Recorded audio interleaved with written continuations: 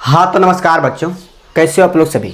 I hope आप लोग अच्छे होंगे, अपनी पढ़ाई को अच्छे से कर रहे हैं। तो देखिए, आज के इस वीडियो लेक्चर में हम लोग एक बहुत ही इम्पोर्टेंट क्वेश्चन को प्रूव करने वाले हैं, ठीक है। क्योंकि ये क्वेश्चन आपको एग्जाम में देखने के लिए जरूर मिलेगा, ठीक है।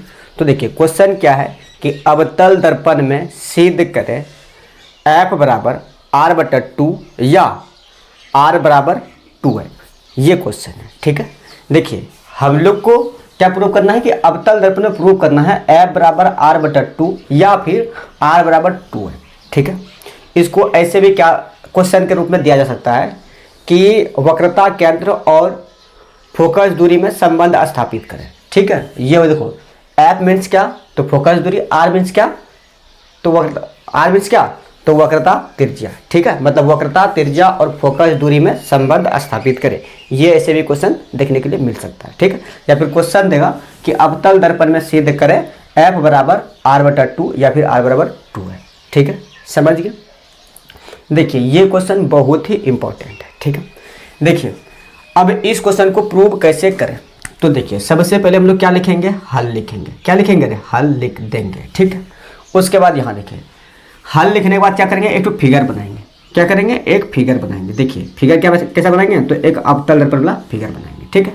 देखो अवतल दर्पण किसे कहते हैं, वैसा दर्पण जिसका आंतरिक भाग धंसा हुआ और बाहरी भाग कलई क्या हुआ, ठीक है। या फिर ऐसे बोल सकते हैं वैसा दर्पण जिसका परावर्तक सतह धंसा हुआ हो, उसे क्या कहते हैं, अवतल दर्पण कहते हैं, ठीक है। चलिए ये एक किरण है, इसका नाम है मुख्य अक्ष। क्या है, मुख्य अक्ष है, ठीक है। इसका नाम दे दिए P इस बिंदु का, ठीक है। यहाँ देखो अभी इसमें कुछ नहीं देंगे, ठीक है। अगर इसमें कुछ अगर डिनोट करेंगे तो फिगर बनाने में दिक्कत हो जाएगा, ठीक है। तो पहले हम लोग लेते हैं AB एक किरण ले लेते हैं जो कि मुख्य अक्ष के समांतर जा रही है। AB एक किरण ले ली जो कि मुख्य अक्ष के समांतर गई, ठीक है। ये AB एक किरण है, ठीक है। A और B एक क्या है, तो एक किरण है जो कि मुख्य अक्ष के समांतर गई, ठीक है। और दर्पण से परावर्तन के बाद ये कहाँ से आई, तो फोकस होकर आई। ये क्या है, तो फोकस होकर आई, ठीक है। फोकस से आई, ठीक है। अब यहाँ एक है वक्रता केंद्र और वक्रता केंद्र से इस पे जो है ना एक लंब डाले, किस पे, तो जहाँ देखो AB किरण जहाँ दर्पण से परावर्तित हुई वहीं पर वक्रता केंद्र से उस पे लंब डाले। क्या डाले, लंब डाले, ठीक है। लंब डाले, ठीक है। अब देखो ये एक दर्पण है तो इसका नाम दे दिया M और M डैश, ठीक है। M और M डैश, ठीक है। चल अब आप लोग को ध्यान से देखना है। देखो आपतित किरण, ठीक है, आपतित किरण और अभिलंब के बीच, यहाँ देखिएगा थोड़ा ध्यान से, ये आपतित किरण है और ये परावर्तित किरण है और उसके बीच डाला गया अभिलंब, तीनों एक ही तल में होता है। ये परावर्तन का नियम है, ठीक है। देखो ये आपतित किरण है और ये परावर्तित किरण है। आपतित किरण के बीच एक एंगल बनता है, उसे बोलते हैं क्या रे, आपतन कोण, जिसे कि I से डिनोट करते हैं। और अभिलंब और परावर्तित किरण के बीच एक कोण बनता है, जिसे क्या कहते हैं, परावर्तन कोण, जिसे R से डिनोट करते हैं, ठीक है। यहाँ देखो ये अभिलंब हम डाले हैं C से कहाँ तक, तो B पे एक अभिलंब डाले हैं। ये देखो ये आपतित किरण हो गया और ये क्या हो गया, यहाँ ये हो गया, क्या होगा, आपतित किरण और अभिलंब के बीच, तो ये एंगल कैसा होगा, तो ये एंगल I हो जाएगा, होगा ना। चलो अब यहाँ देखो ये परावर्तित किरण है, यानी इधर से किरण लौट रही है। ये किरण इधर से लौटी, इधर से गई थी, इधर से दर्पण से परावर्तन के बाद इधर से लौटी, ठीक है। तो यहाँ एंगल जो बनेगा, परावर्तन एंगल बनेगा, तो एंगल क्या बनेगा, R, ठीक है। एंगल R बन गया, ठीक है। बताइए यहाँ तक समझ में आया। क्या आप फिगर बना लीजिएगा। फिगर बनाने के लिए आपको क्या करना है कि सिंपल सा एक अवतल दर्पण बनाना है और उसका नाम दे देना है M और M डैश, ठीक है। अब मुख्य अक्ष के समांतर AB एक किरण लेना है, ठीक है। और दर्पण से परावर्तन के बाद वो कहाँ से गुजरेगी, तो फोकस से होके गुजरेगी, ठीक है। जहाँ से दर्पण से परावर्तन हुई, यानी आपतित किरण और परावर्तित किरण के बीच एक अभिलंब खींचे जो कि वक्रता केंद्र से डाले। कहाँ से डाले, वक्रता केंद्र से डाले, ठीक है। अब देखो आपतित किरण और अभिलंब के बीच आपतन कोण बनता है जिसे कि I से डिनोट करते हैं, I दे दिए, ठीक है। और परावर्तित किरण और अभिलंब के बीच परावर्तन कोण बनता है जिसे R से डिनोट करते हैं, तो R लिख दिए, ठीक है। बताइए यहाँ तक समझ में आया। चलिए समझ में आ गया यहाँ तक।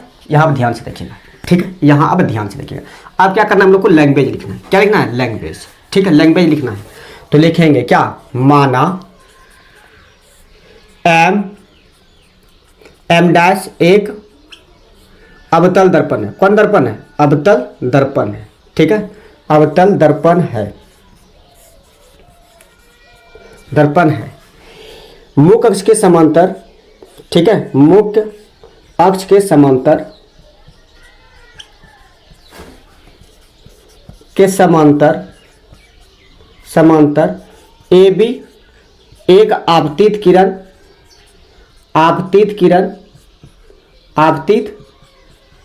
किरण दर्पण से परावर्तन के बाद आपतित किरण है, ठीक है, आपतित किरण है, ठीक है, जो दर्पण से परावर्तन के बाद, जो दर्पण से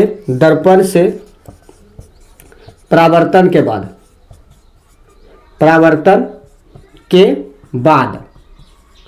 फोकस से होकर जा रही है। फोकस मतलब क्या, ऐप से, ना रे ब्रैकेट मिलते हैं ऐप से होकर गुजरती है,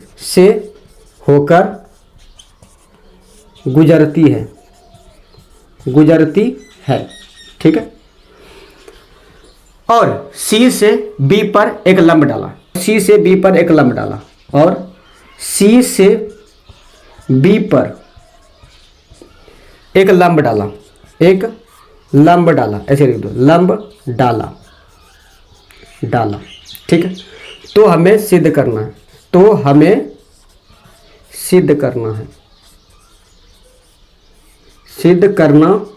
है, क्या सिद्ध करना है, तो F बराबर R/2 सिद्ध करना है, या फिर हम लोग को करना है R बराबर 2F, ये हम लोग को सिद्ध करना है, ठीक है।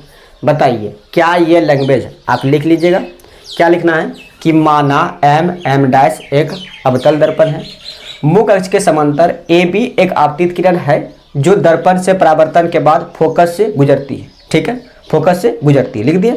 और C से B पर एक लंब डाला, तो हमें सिद्ध करना है F बराबर R/2 और R बराबर 2 है, ठीक है, ये हम लोग लिख देंगे।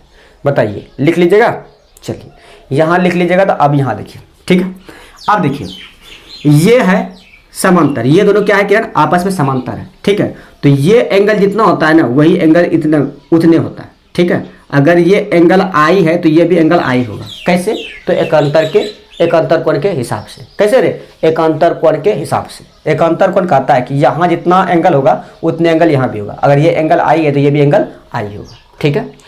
दो समांतर किरणों के बीच, अगर दो समांतर किरणों को एक रेखा काटती है तो उसके बीच एकांतर कोण बनता है, और एकांतर कोण क्या होता है, तो बराबर होता है, ठीक है। तो अब हम लोग यहाँ से लिखेंगे, अब इधर लिखेंगे, क्या लिखेंगे, देखो पहले एंगल आई बराबर एंगल आर लिखें, एंगल आई बराबर एंगल आर, कोई दिक्कत, क्योंकि ये परावर्तन के नियम से होगा ना, ये होगा परावर्तन के नियम से, क्योंकि हम लोग जानते हैं परावर्तन का नियम कहता है कि एंगल जितना, यानी आपतन कोण जितना होगा उतने परावर्तन कोण होगा ना। चलो इसको समीकरण 1 मान लेते हैं। उसके बाद एंगल आई अब बराबर क्या होगा, एंगल आई होगा ना, ये एंगल और ये एंगल आई होगा, ये एंगल और ये एंगल क्या होगा, बराबर होगा ना। कैसे होगा, तो एकांतर कोण के हिसाब से, ये होगा एकांतर कोण से होगा, ठीक है, एकांतर कोण से। अब इसको समीकरण 2 मान लो, ठीक है। अब समीकरण 1 और 2 देखो, ठीक है, समीकरण 1 और 2, ये जो आई है, या देखो ये आई है ना, ये आई और ये आई, अभी देखो एंगल सी भी लिख सकते हैं, इसको हम लोग लिख सकते हैं बी सी और एफ, ऐसे भी लिख सकते हैं इसको, और इसको लिख सकते हैं ए बी और सी, ऐसे भी लिख सकते हैं। तो देखो ये एंगल बराबर है, तो समीकरण 1 और 2 से, समीकरण 1 और 2 से देखो, जब ये दोनों एंगल बराबर है तो क्या ये एंगल बराबर होगा, तो हाँ सर, एंगल आई बराबर एंगल आर हो जाएगा, होगा ना। देखो ये जो एंगल है, ठीक है, ये एंगल जो है, ये एंगल क्या है, तो ये एंगल है बी सी और एफ, और ये एंगल आर जो है, ये एंगल है सी बी, और देखो सी बी और एफ, ये क्या है, तो एंगल है सी बी और एफ। अब देखो त्रिभुज सी बी एफ, देखो त्रिभुज सी बी एफ, ठीक है। देखो अगर किसी त्रिभुज का 2 कोण बराबर हो जाता है तो उसका दोनों भुजा भी बराबर होता है, ठीक है। ये देखो एक त्रिभुज है, अगर त्रिभुज का ये कोण मान के चलो आर है और ये कोण आई है, ठीक है, ये कोण आई है, अगर ये दोनों कोण बराबर है तो ऑटोमेटिक है कि ये दोनों कोण अगर बराबर है तो इसके सामने वाली भुजा ये और इसके सामने वाली भुजा ये दोनों में क्या होगा, तो बराबर होगा, ठीक है। तो लिखो ये होगा बी, होगा ना रे, ये होगा बी और ये होगा सी और ये क्या होगा एफ, ये क्या होगा एफ, ठीक है। अब इसके सामने वाली भुजा क्या होगा, तो सी एफ, और इसके सामने वाली भुजा एफ बी, ठीक है। तो यहाँ से देखो क्या आ जाएगा, ठीक है। तो यहाँ पे देखो क्या लिखा है, देखो दो कोण बराबर हो गया तो त्रिभुज क्या होगा, समद्विबाहु। ठीक है, त्रिभुज क्या होगा, समद्विबाहु। अतः क्या लिखेंगे, अतः त्रिभुज सी एफ बी एक समद्विबाहु त्रिभुज है, एक समद्विबाहु त्रिभुज है। ठीक है, समद्विबाहु त्रिभुज है। अब जब समद्विबाहु त्रिभुज है तो क्या होगा, एंगल के सामने वाली भुजा, यानी एक एंगल के सामने वाली भुजा दूसरे एंगल के सामने वाली भुजा के बराबर होगा। ठीक है, तो ये हम लोग क्या लिख सकते हैं, यानी सी एफ, ये भुजा और ये भुजा आपस में क्या होगा, बराबर, यानी सी एफ बराबर क्या आ जाएगा, तो सी एफ बराबर होगा बी एफ। इसको समीकरण 3 रख लीजिए, इसको समीकरण 3 रख लीजिए। बताइए यहाँ तक समझ में आया, बताइए करना नहीं करके, यहाँ तक समझ में आया। चलिए, अगर यहाँ तक क्लियर है तो अब आप लोग को ध्यान से देखना है।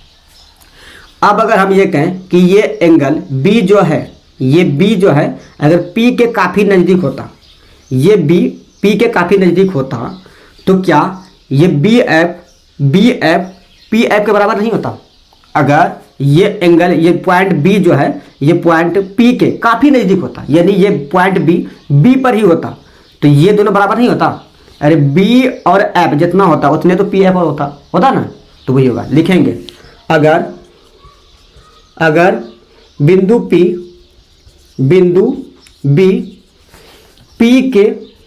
पी के नज़दीक हो तो या फिर पी पर हो तो, ऐसे भी लिख सकते हैं। ठीक है, तो क्या लिखेंगे, हो जाएगा हम लोग के पास में बी एफ बराबर क्या होगा, बी एफ बराबर होगा पी एफ होगा। इसको समीकरण 4 रख लीजिए। ठीक है, देखो ये कहाँ से आया, जब बिंदु बी को हम लोग पी पर मान लिए तो जितना बी एफ होगा, जितना बी एफ की दूरी होगा उतने तो पी एफ की दूरी होगा कि ना होगा, तो यही हम लोग किए हैं। ठीक है, अब समीकरण 3 और 4 को ध्यान से देखिए। समीकरण 3 ये है और समीकरण 4 ये है। ठीक है, तो लिखेंगे समीकरण 3 और 4 से। देखिए समीकरण 3 और 4 क्या है, समीकरण 3 और 4 से देखिए, समीकरण 3 में देखिए सी एफ बराबर बी एफ है ना, और यहाँ भी देखिए बी एफ बराबर पी एफ। देखो ये दोनों बराबर है, तो क्या ये दोनों बराबर नहीं होगा ना, तो हम लोग के पास हो जाएगा सी एफ बराबर हो जाएगा क्या रे, सी एफ बराबर हो जाएगा पी एफ। क्या होगा, सी एफ बराबर पी एफ, सी एफ बराबर क्या हो गया, पी एफ। ठीक है, यानी ये बराबर हो गया ये, सी एफ बराबर क्या हो गया, पी एफ।